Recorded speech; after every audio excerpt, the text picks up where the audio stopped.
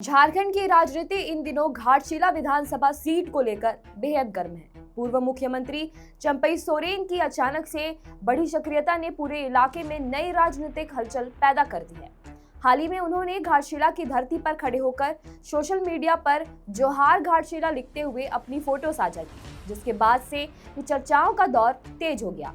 क्षेत्रीय लोग और राजनीतिक विश्लेषक इस कदम को सिर्फ एक साधारण अभिवादन नहीं बल्कि आगामी उपचुनाव की तैयारी के संकेत के रूप में देख रहे हैं।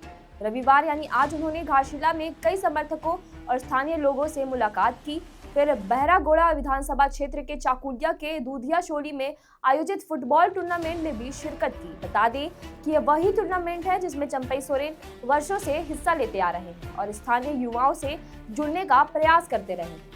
ऐसे में उनके लगातार दौरों और लोगों से मुलाकात को उपचुनाव से जोड़कर देखा जा रहा है। राजनीतिक जानकारों का मानना है कि कई चंपई सोरेन की पकड़ घाटशिला के आदिवासी बहुल क्षेत्रों में मजबूत है और यही वजह है कि वे लगातार सक्रिय होकर अपनी उपस्थिति दर्ज करा रहे हैं। यहाँ यह उल्लेखनीय है कि पिछले विधानसभा चुनाव में चंपई सोरेन के पुत्र बाबूलाल सोरेन को घाटशिला से टिकट दिया था। हालांकि उस चुनाव में बाबूलाल को हार का सामना करना पड़ा और कांग्रेस के रामदास सोरेन विजयी हुए।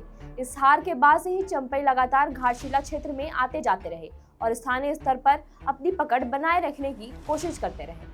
अब रामदास सोरेन के निधन से घाटशिला विधानसभा सीट खाली हो गई है और यहाँ उपचुनाव होना तय है।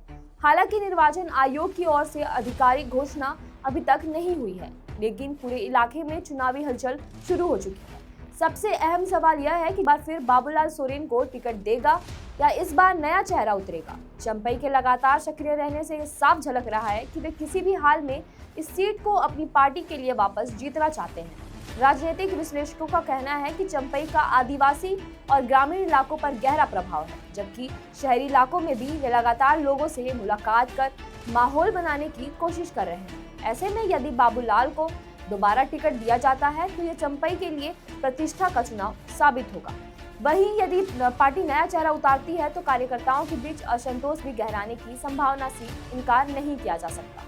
कुल मिलाकर चंपई की रणनीति और उनके लगातार दौरों से ये दर्शाते हैं कि उपचुनाव की सुबुगाहट को उन्होंने चुनावी माहौल तैयार करने का एक बड़ा अवसर मान लिया है। भाजपा खेमे में भी घाटशिला उपचुनाव को लेकर हलचल बढ़ गई है। पिछले चुनाव में भी मिली हार के बाद अब भाजपा संगठन पूरी तरह से सक्रिय हो चुका है। संगठन से जुड़े नेता जो वर्षों से प्रत्याशी बनने की उम्मीद लगाए बैठे थे, अब अंदर खाने अपनी गतिविधियों को तेज कर चुके हैं। स्थानीय स्तर पर बैठकों और कार्यकर्ताओं से संवाद का सिलसिला जारी है। भाजपा की सबसे बड़ी चुनौती यह है कि वे किस उम्मीदवार को मैदान में उतारें। राजनीतिक सूत्रों के अनुसार भाजपा अलाकमान इस बार पिछली हार से सबक लेते हुए टिकट वितरण में बेहद सावधानी बरतना चाहता है। माना जा रहा है कि आदिवासी समीकरण, संगठन की निष्ठा और स्थानीय लोकप्रियता को ध्यान में रखते हुए ही उम्मीदवार का चयन किया जाएगा।